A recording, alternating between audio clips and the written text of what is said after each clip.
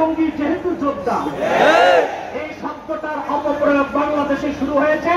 শুধু ইসলামী রাষ্ট্র যারা প্রতিষ্ঠা করতে চায়, জিহাদের পক্ষে যারা, তাদের কণ্ঠ রোধ করার জন্য তাদের নেওয়া হবে না, প্রত্যাশ করা হবে না।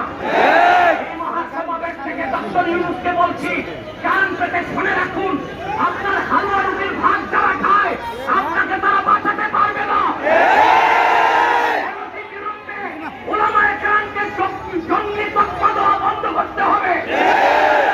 যে সমস্ত নির্যাতিত আলেম কারাগারে আছে, তাদেরকে মুক্ত করে দিতে হবে। আর জাতিসংঘের বিতর্কিত কমিশন কার্যক্রম বন্ধ করতে হবে। আমরা মার্চ টু যমুনা দিয়ে বাধ্য হব। আর অন্যান্য নেতৃবৃন্দ আছেন, তাদের বক্তব্য আপনারা শুনবেন। আমি আপাতত বিদায় নিচ্ছি, আপনাদের সহযোগিতা চাই।